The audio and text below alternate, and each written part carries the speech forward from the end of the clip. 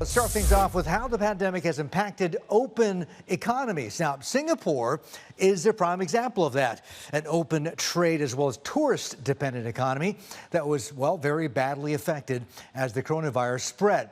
The country has had to adapt and also adjust, walking a very fine line, a balancing act between keeping the virus under control while at the same time making sure its economy didn't come to a complete standstill.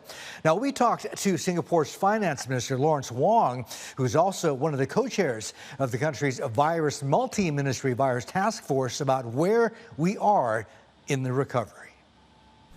We are particularly concerned about supply chains and trade. I think for the most part, the system has been resilient throughout this pandemic. There were some impact. There were some localized disruptions last year.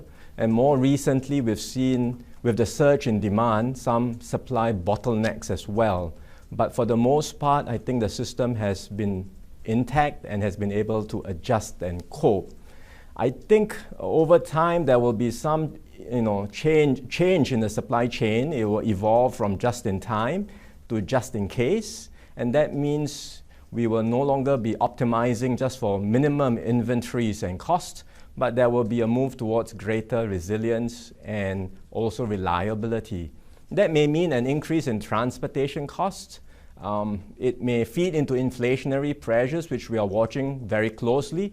But I think generally we should be able to manage this risk.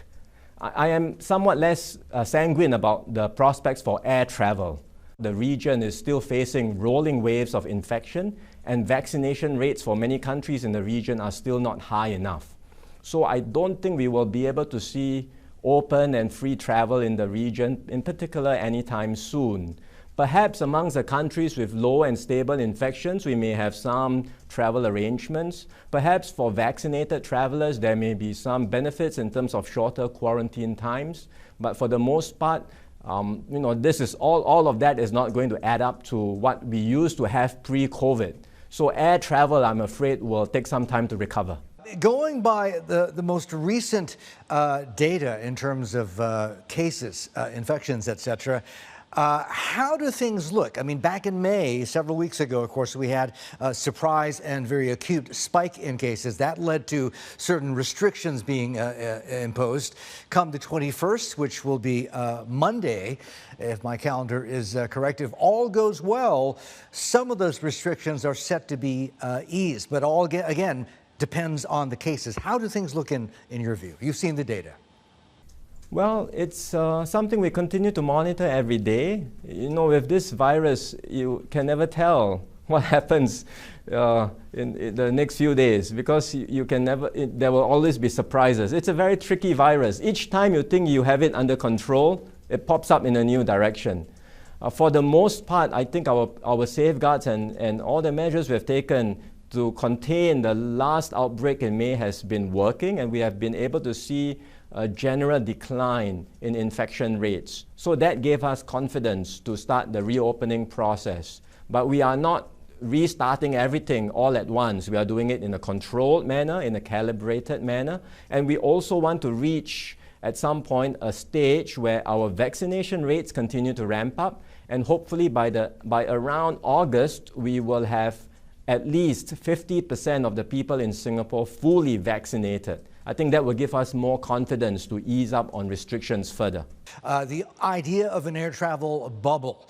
What more can you tell us? How close is Singapore to setting up an air travel bubble, and with which localities? Well, I try to refrain from talking about bubbles, Martin, because each time we talk about it, it gets burst and then we all start getting disappointed. But I think suffice to say, we continue to talk with all countries. And like I said, I think amongst countries where the infection rates are low and stable, and there are quite a number in the region, there is a lot of interest amongst these countries, including Singapore, to establish safe travel lanes for two-way travel. So these discussions are continuing with our counterparts around the region, and as and when we are ready to announce, we will do so. Let's focus on your bailiwick, if we could, as finance minister, the money man, as it were, in Singapore. Through it all, Singapore has, of course, put in a heck of a lot of effort, technology, but especially capital money to work to try and offset the negative impact of the coronavirus. Update us, if you could, at last count, just how much has Singapore spent? Well, we are monitoring this very carefully. I think as the economy recovers, that will help us put our fiscal position in a better position. Basically, if you look around the world, almost all countries will emerge from COVID-19 with massive increases in public debt and public spending. In fact, I dare say that public debt will reach levels not seen since the end of the Second World War around the world. Singapore is an exception. We are fortunate because we have built up accumulated reserves over the past years, and we have been able to draw on these reserves to tide through the crisis. So we've drawn about 50 billion so far on the reserves. But we are continuing to run deficits, and we also expect our spending to rise in the coming years, especially to take care of the aging population and to meet growing healthcare and social needs. So we will have to find ways to get back to a balanced budget position soon. And that's why we're thinking about ways to raise revenues to cover the increased spending and do so in a way that's fair and equitable.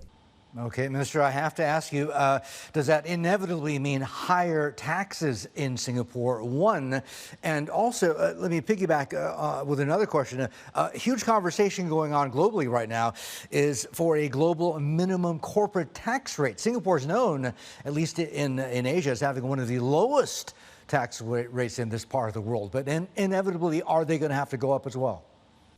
Sure. So certainly when you talk about increased revenues, then tax increases will have to be amongst the options that is considered. So we are studying the different options for tax increases in order to raise revenues.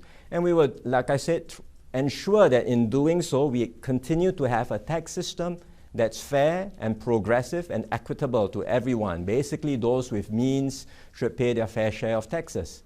I think this debate is not just happening within Singapore, it's happening around the world because, as I said just now, countries everywhere will end up with increased spending and increased levels of debt. How do you cover and how do you finance all of that? The only way is through some form of revenue increase or tax increase. Yeah.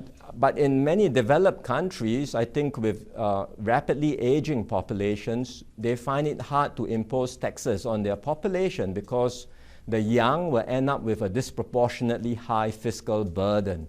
At the same time, they find it difficult to tax corporates because the corporate tax base is increasingly mobile in this globalized world. And that's why you're seeing now increased pressures on international taxation systems and the call for deeper international cooperation to synchronize our taxation systems around the world. I understand where this is coming from, but the new rules cannot be set by the G7 countries alone. It really needs a multilateral consensus amongst all countries, big and small, and to ensure a level playing field across all jurisdictions. So when these new rules are in place, Singapore will certainly adjust our tax systems accordingly to be in line with the global consensus and also in consultation with businesses here. Do you think minimum 15% is just right? Too low? Too high? It's a judgment call. It's a judgment call. I understand, as I said, why countries would like to see higher taxation and therefore the idea of a minimum across the board. But we also have to be careful that this new threshold doesn't end up being a maximum rate that ends up not allowing countries to generate more revenues than they would desire to. And also we have to be careful that any new rules that are in place does not inadvertently lead to reduced incentives for businesses to invest and innovate. Because if we were to do so, I think it will just shrink the pie for everyone, and we'll be then scrambling for our share of a smaller pie. I don't think that would be in anyone's interest. We will all be worse off. No, I understand. I mean, Singapore needs to remain competitive. I get that. Minister, if we could spin it forward now, past getting out of the debt hole that a lot of countries have dug themselves in, and think about and talk to us about money that can be used to literally reinvent, reshape, transform, evolve, help to evolve Singapore. I mean, you're one of these guys with a very unusual background. You've held several different portfolios in government, not just finance, education, national development as well, plus being in charge of one of the three co-chairs of the virus task force in Singapore as well. If it were up to you, and obviously it isn't, but just personally, how would you spend money? Where would it go best to make Singapore much more a digital or digitized economy and ready, therefore, for the future? Well, there are many areas that we are going to prioritize spending. So digital transformation is just one aspect of it. And with digital transformation, we are talking about something that cuts across all sectors, not just any single sector. It can be finance, it can be transport, it can be building. So across the whole economy, we are putting in place significant investments to improve our digital infrastructure, our connectivity. That's one of the reasons, one of the, I think, imperatives for us, especially with the international movements on taxation, which I think underscores the point that our competitiveness cannot be based on taxation alone. That's been our belief as well. And I think the recent move just underscores that and just motivates us to do even more, to double down and to work even harder to strengthen our competitiveness in this area. Besides digital transformation, I think we are also going to invest a lot more in building a new green economy. So in the whole field of sustainability, and there are many opportunities. This is an existential threat because of the climate emergency we face, but there are also many new opportunities in this area. So we are investing in renewable energy, we are investing in decarbonization technologies like hydrogen, carbon capture, and we are also looking at building Singapore as a hub for the region when it comes to green finance. My question to you is, since there don't seem to be yet, not that I've seen, global standards to determine what is truly a green investment as opposed to a green-washed one, what sort of criteria does the government use, does the MAS use to invest national reserves, to make in green investments? Well, that's a very important question, Martin. I think it's something that's still work in progress. There are many forums where these discussions are underway to develop stricter, more rigorous standards where it comes to definitions of green. And so we are participating in these forums. In the meantime, we make use of a whole range of different measurements and criteria for our own purposes. And we can look at things like carbon intensity, the efficiency of use of energy, a whole range of metrics that will allow us to ensure that the investments we are putting in are bona fide green investments. But in terms of finance and also technology, Singapore always has been historically an Asian financial hub, but now it's latching on to fintech, also blockchain technologies. I have to ask you, crypto though, does that have a role in Singapore's future? I mean, is the government even considering, as many countries are, developing their own cryptocurrency? Well, we do know that many central banks around the world are studying the use of central bank digital currencies or CBDCs. We have a project underway where we are looking at digital currencies for settlement of payments within the banking system. That's really at the wholesale level. It's to make our cross-border payments faster, cheaper, while remaining secure. So that's something that we are working on. Where it comes to CBDCs for the retail, at the retail level, meaning for the public to use as fiat currency, I think that's something that we are still studying carefully. We are not in a hurry to do this. Firstly, because households and firms within Singapore can already engage in digital payments transactions seamlessly, they are fast, they are secure. And also, if we want to improve further our payment system within Singapore, we really do not need retail CBDCs. And on top of that, we are monitoring carefully the potential downsides, or we are studying carefully the potential downsides, which is the possibility that something like this can lead to more impact on monetary and financial stability. For example, it could have an impact on banks' deposit base, or it could also lead to more volatile capital flows. So these are all issues that we are looking at.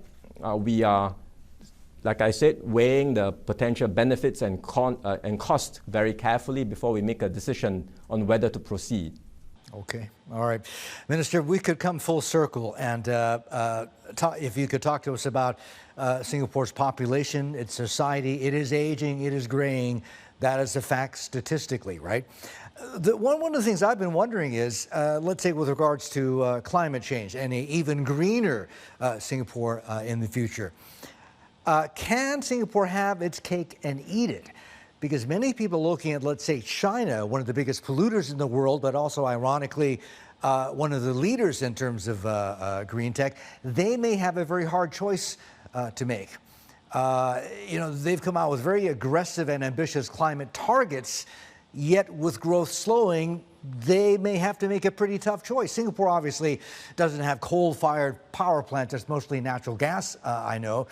But is Singapore ever going to have to make that kind of choice, whether to grow, create jobs, and to be greener, or can both happen at the same time? Well, it is indeed a very difficult trade-off. I think that trade-off and the decisions to make have to be made not just by Singapore, but by countries everywhere.